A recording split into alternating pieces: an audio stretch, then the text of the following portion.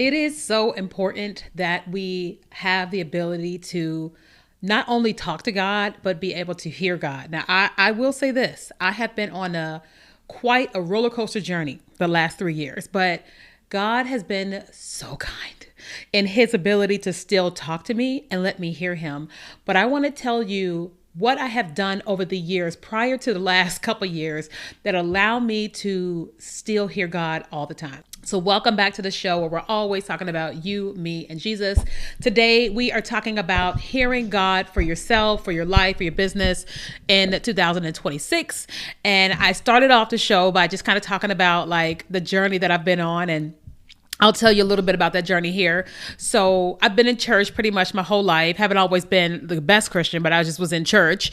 And then the last 15, maybe 16 or 17 years, I've been really getting closer to God, like learning more about him, Jesus, really believing that he exists, believing that angels exist, and learning just all the different things. I did a couple years in ministry school, spent a couple years up at Bethel Church in Reading, and just been really going on this journey of growing, hearing, connecting with God, and being intentional about it. And all that time started to really teach me how I hear him, right? And it's got me to the point to where, so I'll give you another insert. So 2 years ago, I had a surgery. And when I had this surgery, it like completely affected my brain. Like, it's like, if I was like this prior to surgery, I am like this. And so I am on this journey of relearning this person because I'm no longer this person, right? And so I'm like, what is happening in her brain? How does she process like all the things with regards to this person after I had surgery? And so while I've been on this journey and then I moved different states, like it's just been like, God has still been there with me, obviously, but my connection to him, like me to him, has been not as close as it was prior to me having the surgery. And I found myself feeling guilty about it. And I feel like God kind of whispered to me and was just like, this is a season. Like, this is not forever. You're in a season and you're relearning you and all this type of stuff. And you still can hear me. And you know what I am learning, that I can still hear him. Okay. When he really wants to get a point to me, I can hear him. I met a guy, and that same night I met him, I had a nightmare. The guy texted me. No, I had a nightmare. And then the guy texted me the next day, and I was like, okay, God is saying, get away from this man. Right. So I was like, okay, got it. Point taken. Recently I was having some problems with my digestive system. And I thought it was because of this certain thing that I ate. And I woke up the next morning and was like, no, this is not because of that. It's because of all that rice that you had that's causing problems in your digestive system. And I was like, oh yeah, that makes a whole lot of sense.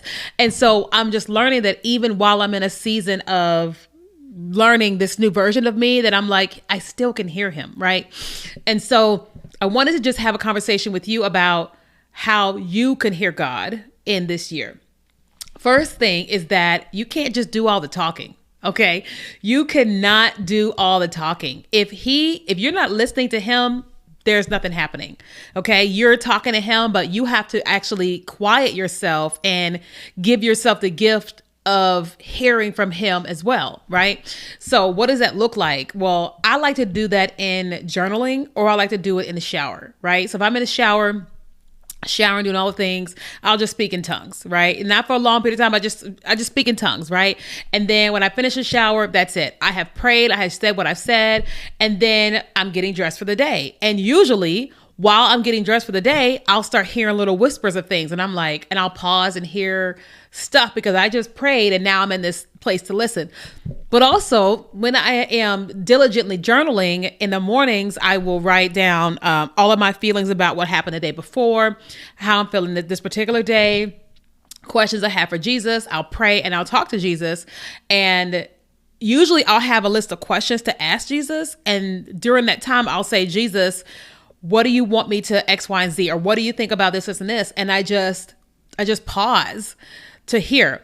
I can't say that I always hear everything, but I often will hear a lot, because I'm just making space for him to communicate with me. Like, it reminds me of like us. Like, if you were here on YouTube and you were talking to me in the comments and I talk back to you, we're having a conversation. Now, right now, I'm talking to you as you're watching and listening. But if you're talking back to me, or we're on a phone or on a video chat or whatever together, there's a dialogue that's happening. And we have to do that same thing with God, because he wants to do that with us and we want to hear from him, but we have to make the space to be able to hear from him, because if we don't, we won't hear. Right. And hearing from God is different for every person. You know, sometimes mine comes in dreams. Sometimes mine comes with a feeling. Sometimes I'll hear something and I'm like, what?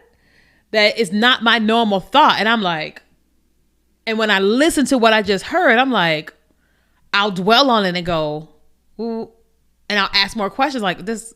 So I'm questioning myself, but also questioning him at the same time. Like, give me clarification. I don't understand this. You know, like we're doing the whole dance, you know what I mean? And it really helps to be able to hear. That's like me having a nightmare when I met that man.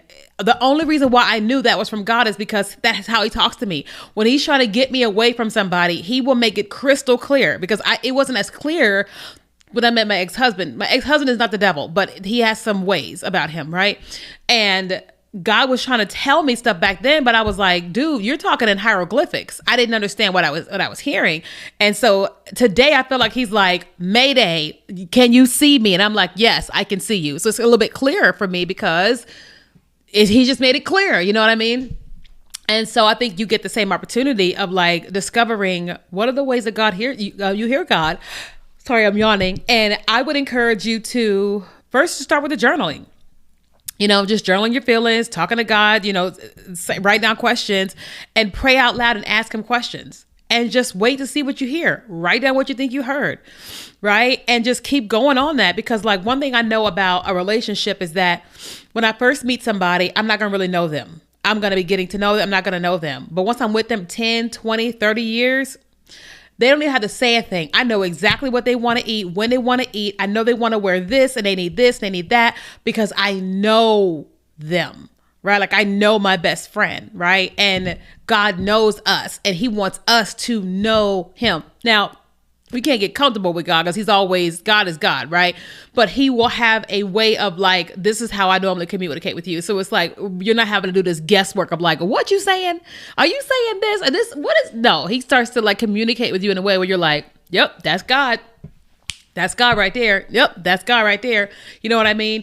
And he wants to communicate with you. He wants you to know that you know what you're supposed to be doing and when. He doesn't want you to have to guess. Okay. So I wanted to share this episode with you. I know I always have really short episodes, but I wanted to share this because if you're not hearing God right now, it's so important that you do. We hear everybody else. We hear the TV, we hear music, we hear influencers, radio. We will hear all the different people, but the most important person we need to hear from is God. That doesn't mean you're perfect. That doesn't mean you do everything right. You're trying, right? But it means that the number one person that you are trusting, that is God in your life, is him. That means you got to hear him in order for him to guide you. Okay. So if you got any questions about this, let me know in the comments and be sure to follow.